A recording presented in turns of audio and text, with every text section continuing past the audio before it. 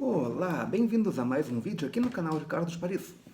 Eu sou o Ricardo e hoje temos mais um capítulo do livro Serões de Dona Benta de Monteiro Lobato. Mas primeiro, curta o vídeo e se for a primeira vez aqui, inscreva-se e acione o sininho para receber as notificações. Já curtiu? Já se inscreveu? Já assinou o sininho? Então, vamos para a história. Capítulo 13. Como o calor vai de um ponto para outro. Aqui a ilustração. Emília na varanda do sítio. O que será que vai acontecer? Parece que tem bastante vento. No dia seguinte, a temperatura caiu muito, e como Pedrinho aparecesse todo encolhido, Dona Benta começou perguntando: Qual a razão de você estar com as mãos no bolso, Pedrinho? Por causa do frio, vovó. Ou melhor, para que o calor que você sente nas mãos não se perca. E sabe por que o calor se perde? Porque irradia. É interessante esse fenômeno da irradiação. Um calor segue sempre em linha reta, e no vácuo caminha com a velocidade espantosa de 297 mil quilômetros por segundo. Que fúria! E para que tanta pressa? Disse Narizinho. A matéria é inerte, mas a energia parece que não é. Além disso, o calor é apressado por natureza. Vem de longe. Vem de tão longe que só correndo com espantosa rapidez poderia chegar até nós. Vem do Sol. Todo o calor que temos na Terra vem do grande foco de calor chamado Sol. Mas o que vale é que ele vem e vai. Se o calor que nos vem do Sol ficasse acumulado na Terra, morreríamos assados. O calor que o Sol nos manda por de dia perde-se de noite no espaço, e perde-se por meio da irradiação. O calor do Sol atravessa os milhões e milhões de léguas que nos separam desse astro. Milhões e milhões de léguas de vácuo e vem aquecer a superfície da Terra, mas aquece-a desigualmente porque certas substâncias como o ar e o vidro são menos aquecíveis que outras. O vidro deixa-se atravessar pelo calor e quase que sem aquecer-se. E o ar também. As partículas ásperas, como as da pedra, absorvem muito bem esse calor irradiante. As superfícies polidas absorvem-no pouco e refletem-no quase todo. Isto é, mudam a direção do calor. Os objetos escuros absorvem muito mais do calor do que as coisas brancas ou claras. Por isso, nas cidades quentes como Santos e Rio de Janeiro, todo mundo anda vestido de branco. Que nem pombinhos, observou Emília. E de que modo o calor caminha nos corpos? Quis saber Pedrinho. Por condução, como dizem os sábios. Quando você põe a ponta de uma barra de ferro no fogo, o calor sobe pela barra inteira. Como? Por condução. Explique melhor essa condução, porque não estou entendendo. A explicação dos sábios é a seguinte. A ponta do ferro se aquece no fogo porque as moléculas entram em grande movimentação de vibração, já que o calor as expande. Ora, as moléculas que foram aquecidas e começaram a vibrar intensamente batem nas moléculas vizinhas e também as fazem vibrar. E a coisa vai indo, de molécula em molécula, até chegar à ponta da barra que estávamos segurando. Quer dizer que, na condução, a energia do calor caminha de molécula em molécula. Daí vem a divisão dos corpos em bons condutores e maus condutores do calor. Em geral, quanto mais compacto é um corpo, isto é, quanto mais juntas têm as moléculas, melhor conduz o calor.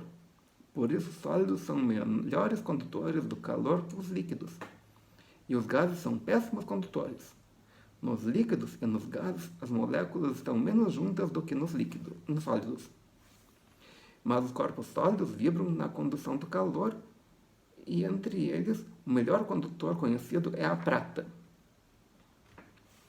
Por isso aquele seu bule de prata tem cabo de madeira, lembrou o Narizinho. Exatamente. Se o cabo também fosse de prata, queimaríamos a mão ao pegá-lo. Quando Tina Estácio põe na mesa com chá quente, há uma coisa conduzida pelo calor que vocês nem sequer imaginam: o vento. O vento, vovó? Que relação pode haver entre o vento e o calor? A mesma relação que há de pai para filho, Pedrinho. Basta notar que sem calor não haveria vento. Como? Explique-nos esse mistério. Um dos modos do calor caminhar é em correntes de convecção, como dizem sábios. Quando o ar ou a água são aquecidos, expandem-se, tornam-se menos densos ou de menor peso. E nesses casos, o ar ou a água são impelidos para cima, do mesmo modo que uma bolha formada no fundo de uma água sobe. A bolha sobe por ser menos densa que a água que a rodeia. Este subir do ar quente é a convecção. A causa de todos os ventos, como o subir da água aquecida, é a causa de todas as correntes marinhas. Que interessante, exclamou Pedrinho. O calor produzindo o vento. Sim, os ventos são correntes de convecção. Note você que quando a superfície da Terra muito irregular... Note você que, sendo a superfície da Terra muito irregular, os raios de sol a aquecem mais nos pontos que nos outros. Uns pontos possuem mais coisas lisas e se aquecem menos. Outros possuem mais materiais bons condutores de calor e se aquecem mais intensamente. E como esses pontos estão cobertos pelo ar, o ar se aquece mais nos pontos do que em outros, conforme o calor que recebem do chão. Ora, aquecendo-se, o ar expande-se, torna-se menos denso, mais rarefeito. E o ar vizinho dele, que não se aqueceu e pois está mais denso, corre a ocupar o espaço aberto pelo ar expandido. Eis explicado o vento, que não é mais senão esse ar que corre de um ponto para outro. Estou entendendo. Acho muito curioso e bem contrário a tudo quanto pensei, disse Pedrinho. E é muito bom que seja assim. Sem essa contínua movimentação, teremos ar estagnado, como temos águas estagnadas, com graves danos para a nossa saúde. A ventilação das casas obedece aos mesmos princípios. O ar já estragado, empoeirado e aquecido dentro dos cômodos, expande-se e abre espaço para a entrada do ar puro e fresco. Se no mesmo quarto de dormir as janelas fossem entreabertas, formar-se-á uma corrente de entrada e saída de ar. O ar aquecido sai pelas aberturas de cima e o ar fresco de fora entra pelas aberturas de baixo. Lugar que pede muita ventilação é a cozinha, por causa dos 100 cheiros das comidas e da fumaça, observou a menina. Na época que existia fogão a lenha, que tinha que ventilar por causa da fumaça do fogão. Atualmente, os fogões a maioria é elétrico ou a gás. Em algumas cozinhas ainda utilizam, de vez em quando, de forma esporádica, fogão a lenha, mas não no dia a dia como antigamente. As cozinhas com boas chaminés no fogão conseguem bom arejamento, minha filha. A chaminé não serve apenas para deitar fora a fumaça e os gases da combustão. Seu principal papel é outro, é manter uma corrente de ventilação. Mas essa corrente só começa a funcionar depois que o ar de dentro da chaminé se aquece.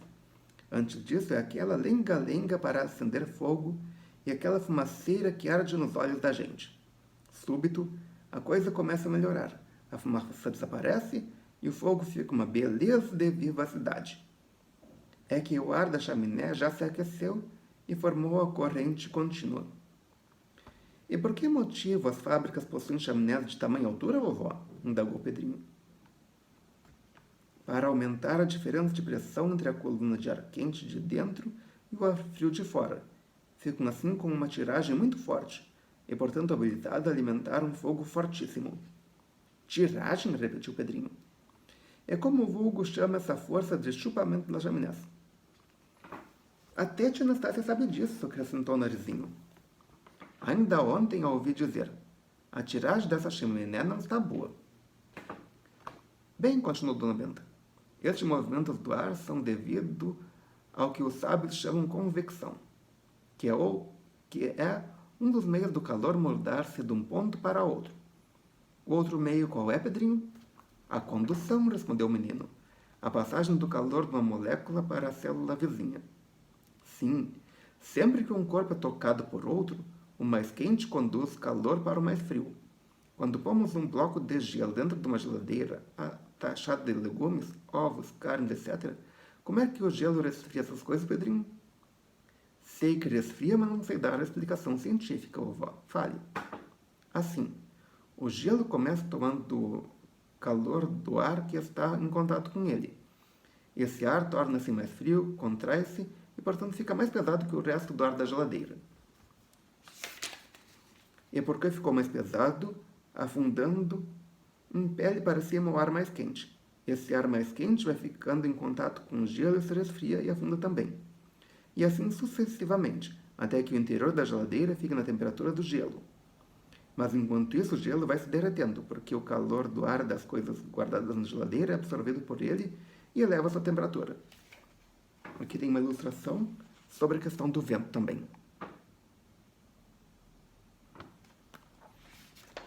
Uma curiosidade. Essa que foi descrita é a geladeira antiga, na época que ainda não existia geladeira elétrica. Ou seja, na parte superior da geladeira, botava um bloco de gelo para gelar os alimentos. Quando o gelo derretia, tinha que se colocar outro bloco de gelo. Atualmente as geladeiras são elétricas, não precisa mais colocar gelo para esfriar. Elas mesmas produzem o frio. E o teu gelo seco que a senhora falou no outro dia, que saber, Narizinho? Ah, é dióxido de carbono, um produto industrial muito novo. Surgiu como rival do gelo comum. Um tal dióxido de carbono é um gás já nosso conhecido, que surge da combustão. Esse gás é recolhido e transformado em líquido. Acontece, porém, que o dióxido de carbono líquido tem a propriedade de evaporar-se com tamanha rapidez que se congela. Quer dizer que se engasga, observou Emília. Na fúria de evaporar-se a galope, vira gelo e não se evapora. Evapora-se sim, disse Dona Benta, mas sem passar pelo estado líquido. Evapora-se lentamente, passando do estado sólido para o gasoso. O gelo seco vira gás diretamente, e o que parece muito curioso por estarmos acostumados ao gelo que derrete. Então é melhor que o gelo de água, vovó? Para certos fins. Basta dizer que o gelo seco é 141 graus mais frio que o gelo d'água, de modo que 1 kg de gelo seco tem poder para refrigerar como 15 kg de gelo d'água. Para os vagões frigoríficos das estradas de ferro, nada melhor. Naturalmente que isso naquela época. Atualmente já existem máquinas que produzem frio com mais eficiência. Então não é necessário mais usar gelo seco. É muito utilizado nos shows para fazer fumaça. Ou seja, coloque aqueles efeitos de fumaça no palco. Muita coisa é usada gelo seco. Que engraçado, vovó. A senhora começou a falar no fogo e sem querer foi parar no gelo, que é o contrário do fogo, observou a menina. É que unicamente na linguagem vulgar temos isso. Frio e calor. Cientificamente só há calor. Frio não passa de ausência de calor, diminuição de calor, e portanto o frio está no capítulo do calor. Quer dizer que o gelo a gente obtém roubando o calor da água, ausentando o calor da água, disse Pedrinho. Perfeitamente. Esta é uma coisa que desejo saber, o modo de fabricar gelo, murmurou a menina. Então venha desenhar o que eu vou dizer. E Narizinho desenhou uma figura assim. Está aqui a ilustração. Temos aqui, disse Dona Benta, o esquema do aparelho de produzir gelo. Entra na dança o gás de amônia, que comprimido pelo pistão se aquece com a compressão e é forçado a circular pela serpentina do tanque da direita. A água desse tanque absorve o calor da amônia, a qual, tornando-se fria, condensa-se, vira líquido e pela válvula passa para o tanque da esquerda, que está cheio de água de sal. A amônia líquida, entrando na serpentina desse tanque, evapora-se rapidamente e fica muito fria. Esse frio absorve o calor que existe na água de sal, fazendo com que a temperatura dessa água desça abaixo de zero, e a água das vasilhas colocadas nesse tanque se congela. E a amônia? volta para a caixa do pistão e vai para ser de novo comprimida. Ela dá capo. Interessante, vovó, exclamou o menino. Parece um círculo vicioso, aquele vai, vem e vai outra vez que a senhora nos explicou no outro dia. Mas nas sorveterias, o frio é produzido de outro modo, não, vovó? Quis saber a menina. Nas sorveteiras, como a nossa coisa corre assim. Gelo moído e sal grosso vão para dentro do barilete, bem apertados contra o cilindro que contém um líquido a sorvetear. Só por aí, o gelo moído não consegue fazer sorvete, mas o sal se dissolve na superfície dos pedaços de gelo e faz que eles se derretam rapidamente, formando uma solução de água de sal. A água de sal, porém, não se congela a zero, e sim a 20 graus abaixo de zero, de modo que a água de sal formada no barilete fica muito mais fria que o gelo que é zero. E por que fica mais fria? Perguntou Pedrinho. Porque para a água do gelo dissolver o sal e para o sal apressar o derretimento do gelo, houve consumo de quanto calor havia por ali. E desaparecendo o calor, surge a ausência do calor que chamamos frio. Já sei, como falou Pedrinho. E as geladeiras são usadas hoje, vovó? Narizinho vai desenhar uma que mostra o mecanismo interno. O frio é obtido pelo mesmo processo da compressão de gás. Uma vista de olhos fará compreender o processo.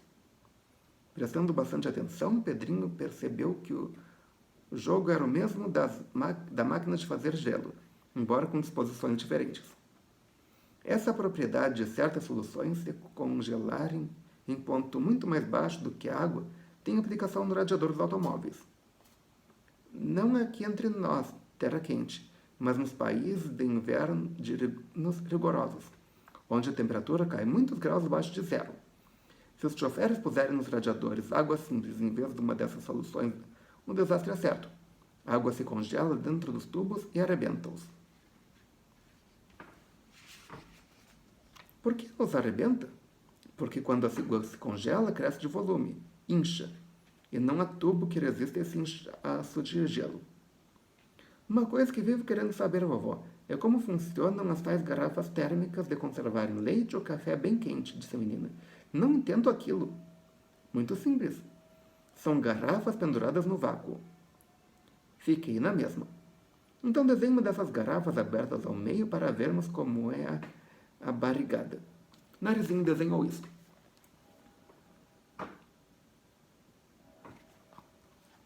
Deixa mais pertinho para eu ver melhor.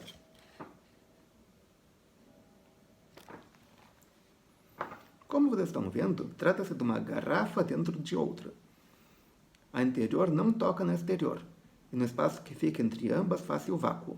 Ora, enchendo a garrafa interna com um líquido quente, o calor desse líquido pouco se irradia, porque está isolado pela camada de vácuo. Só se irradia através da rolha em cima, mas lentissimamente, e desse modo o líquido conserva o seu calor por muito tempo. Calor ou frio. Se pusermos na garrafa interna água gelada, por exemplo, essa água conserva-se gelada por muito tempo, visto que o calor da garrafa externa não pode atravessar para a garrafa interna, sempre por causa do vácuo. Só entra um calorzinho pela rolha. Interessante. Nos automóveis, há necessidade de muita atenção a esses problemas do calor. Do contrário, os motores se esquentariam de pegar fogo. A combustão de gasolina está sempre produzindo calor e mais calor. Calor que tem que ser levado das paredes dos cilindros para a água do tanque. Quando essa água esquenta, passa a circular pelos tubos do radiador, de modo que o calor seja absorvido pelo ar que bate no carro em movimento, ou que é projetado pelo ventilador. Desse modo, o calor produzido pela queima da gasolina é lançado para fora pelos 3 processos de marcha do calor: irradiação, convecção e condução. E as roupas, vó? Por que umas esquentam o corpo e outras refrescam? Perguntou o Narizinho. Engano, minha filha. Isso de roupas quentes e roupas frias não passa de ilusão nossa. O que se dá é o seguinte: conforme sejam tecidas daquela substância, lã, algodão, linho, seda ou rayon, as roupas impedem, ora mais, ora menos, que o calor do nosso corpo se perca no ar. E de onde vem o calor do nosso corpo? Da oxidação dos alimentos, já expliquei. Os alimentos são os combustíveis orgânicos. Dentro do nosso corpo, opera-se uma contínua combustão por meio do oxigênio respirado com o ar. Quer dizer que não passamos uns fogões ambulantes? Observou Emília. É verdade. Somos fogões bípedes. Estamos sempre de fogos acesos. Quem mora esfria porque cessa lá dentro a combustão. Somos também umas chaleiras de evaporar a água. Está calculado que suamos e expiramos 2 litros de água por dia. Expiramos? Sim, expirar é o oposto de aspirar. A respiração se divide em 2 tempos. Um em que aspiramos o ar e outro em que expiramos, isto é, o botamos para fora. As roupas isolam-nos do ar, não totalmente, mas um pouco, e deste modo diminuem a convecção do nosso corpo, isto é, a saída do calor por convecção. A roupa também diminui a perda do calor por irradiação. Se vivêssemos como os índios, perderíamos pouco calor por condução, porque estaríamos em contato direto com o ar. E o ar, como vocês sabem, é mau condutor do calor. Mas andamos vestidos, e nossas roupas variam quanto à condutibilidade do calor, conforme feitas desse ou daquele material. A lã é mau condutora do calor, e por isso nos parece quente. O linho é bom condutor, e por isso nos parece frio. A cor das roupas também influi. O branco e o verde são melhores no verão do que o preto. O vermelho e o laranja porque refletem a maior parte do calor radiante do sol. E essa história de casas quentes e frias é certo? As casas dependem do material que são construídas. As de pedra ou tijolos, materiais mal condutores do calor, conservam a frescura no tempo quente e o calor no tempo frio. Já uma casa coberta de folhas de zinco é quentíssima no verão e frigidíssima no inverno, pela razão contrária, serem as folhas de zinco boas condutoras do calor. Fazem calor entrar ou sair muito depressa. E o que mais? Perguntou o Narizinho. Mais nada por hoje, respondeu Dona Benta. Emília ficou tão cansadinha de ouvir essa história de calor que até dormiu. Emília realmente estava ferrada no sono. E aqui termina mais um capítulo. Se você gostou, clique em curtir.